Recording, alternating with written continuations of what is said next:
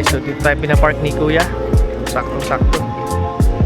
QC to south, and then south to north, and then pabalik ulit sa QC. Uwi na tayo. Sir Jerry, dala niya yung Urus niya. Ito yung KYB shocks na sinasabi ko. Gas type na shock absorber siya. First 360 degree camera sa VF3.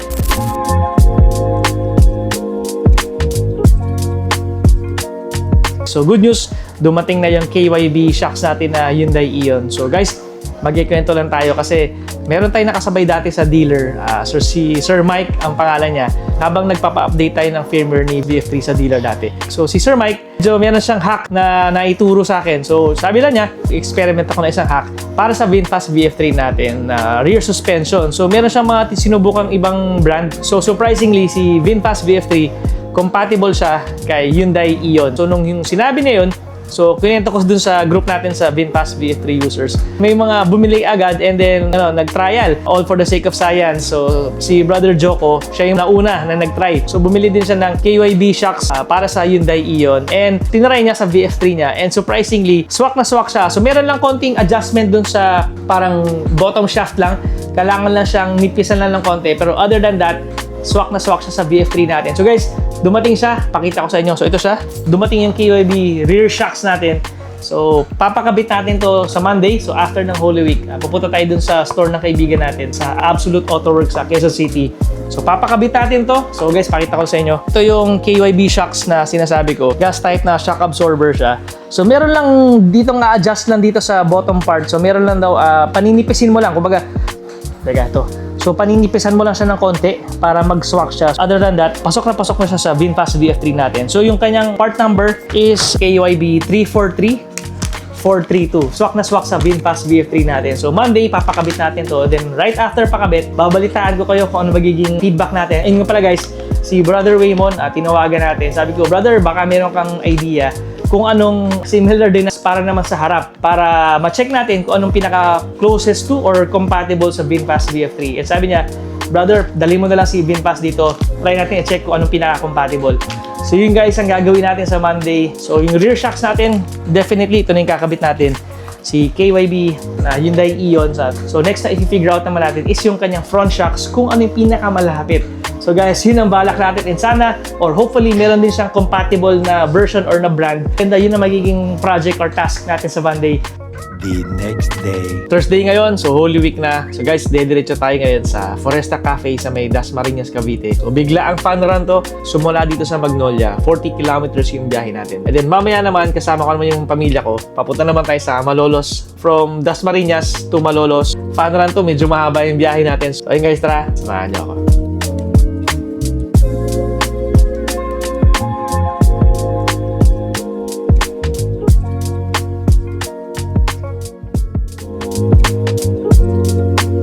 Dito na tayo sa may MCX. Dito na tayo, diretso tayo sa Foresta Cafe. So doon yung pinaka natin, fun run talaga. So guys, bumili lang tayo ng tubig kasi after itong Foresta Cafe na, diretso pa tayo sa Malolos. Tubig muna, sobrang init. On the way na tayo sa Foresta Cafe. So 5 tayo nandito nagkita-kita sa Uni Oil sa may MCX. Tapos mayroon pang 2 or 3 na nandun na sa Foresta Cafe.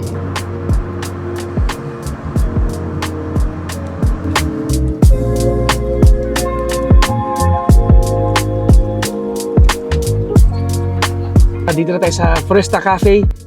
So Holy Thursday ngayon, so maluwag. So dumating sila Jeff, saka si Joko. Ayan oh. Passenger princess. Passenger princess ka ba? Ganda. Nakakatuwa. So biglaan lang to. So medyo napaaga tayo kasi 9 o'clock pa daw ang bukas ng Foresta Cafe. Pero okay lang, enjoy lang tayo dito. Si Mr. DIY. Ganda.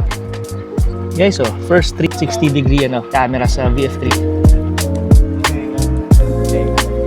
Kasi kung nabili lang ako ng mga stainless Nakakatuwa. Tambay na sandali.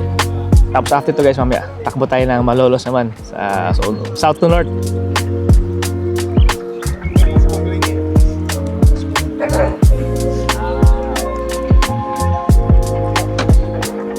Ganda ng headlight oh.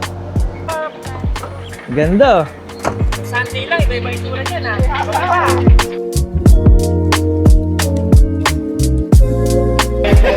Stolen. Wala po. Naglalagay ko ng Oo pa. One touch up down sa mirror. Para lumamig ka agad, no? Uwi na tayo. Sir Jerry, dala niya yung urus niya. Diretso tayo na Lolos naman. Pero pag-charge lang tayo sa Petron Marilao. Yung guys, tara. Ayun guys, alisa na. So kanya-kanyang uwi na. May mga uwi ng probinsya.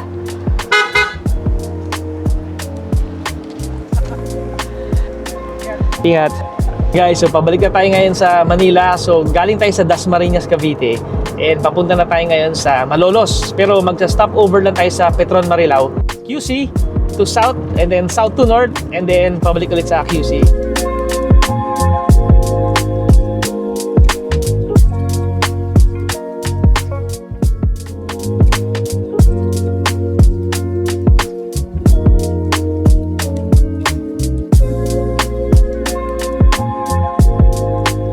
Nandito na tayo sa Petron Marilao. So, galing tayo sa Dasmariñas, Cavite. Sila ang ating battery percentage is 40%. So, kaya pa to. Technically, kaya pa to makarating sa Malolos. Hindi ko kabisado yung charger doon.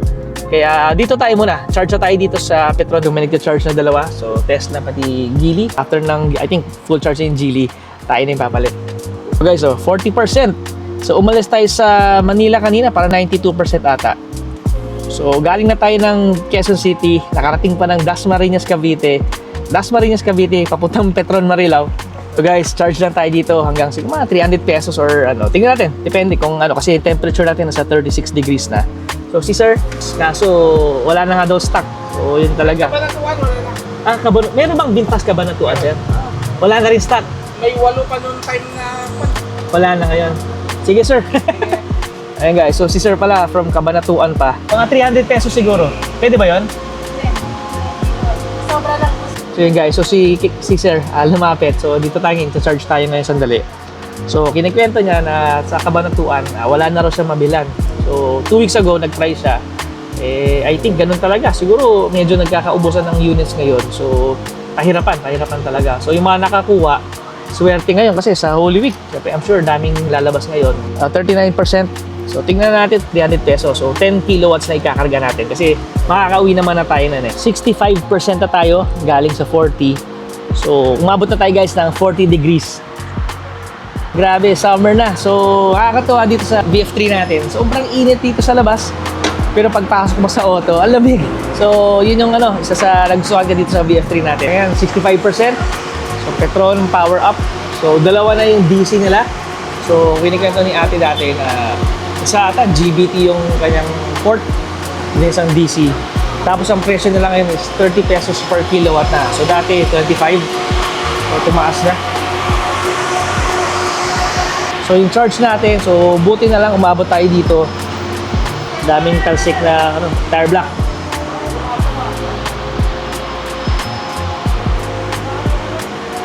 So, 66%. Charge na tayo sandali, tapos dilis na tayo. 300 pesos yung kinarga natin. So, from 40%, naging 91% tayo. So, medyo marami yung nadagdag sa atin. 51% yung nakarga natin simula dun sa 40%. So, 300 pesos, 51% yung nakarga natin. So, medyo nag-trickle down na yung charger nung nasa around 80% na tayo. Umabot siya ng 42 degrees from 36 degrees.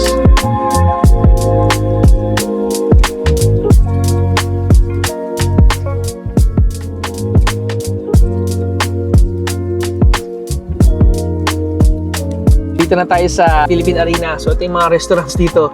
So, may Crabs and Crack, may KFC, may McDo. So, hindi na tayo dumiretso sa Lolos kasi nakapagbisita iglesia na sila. So, tayo, dediretso na tayo sa Caltex Drive-In din, pabalik na lang. So, doon na lang tayo kakain.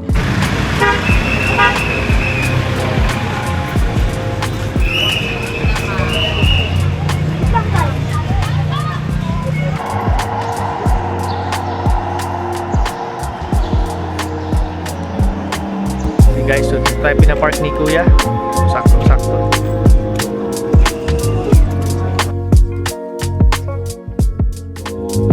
So guys, grabe, kababalikan natin sa bahay. So galing tayo sa Magnolia. So dumiretso tayo sa MCX sa may Uni Oil. Then after Uni Oil, dumiretso tayo sa Dasmariñas, Cavite sa Foresta Cafe. Then after Foresta Cafe, bumalik tayo, pabalik sa Petron Marilao. Papunta sana dapat tayo sa Malolos. Kaso yung parents ko nakarami na ng ikot ng simbahan sa Mikawayan, pati Malolos. Yung pagpunta ko sa Petron Marilao, sila pala patapos sa Malolos. So ang nangyari ngayon, so dapat magbimerenda kami sa may Philippine Arena, yung mga restaurants malapit doon. Kaso pagdating namin, sobrang puno. So balik kami, pinili na lang namin yung drive and dine. So doon na lang kami kumain. Then after nun, tinuloy natin yung bisita iglesia. So nakatatlong simbahan kami sa may Scout area na. So yung Sacred Heart Parish sa may Scout Ibardolaza. Sumunod naman is yung Christ the King sa may Irod. Then after nun, dumiretso tayo sa Mount Carmel naman, dun sa may malapit na sa condo. So last church natin, yung malapit na sa Magnolia. So pahinga na tayo. Kasi bukas naman, uuwi naman tayo sa Morong kasama yung wife ko pati daughter ko. So guys, abangan yung mga next videos. So maraming salamat. So nag-enjoy yung fun run ngayon sa Foresta Cafe. So maraming salamat. So guys, sa susunod na video ulit. Salamat!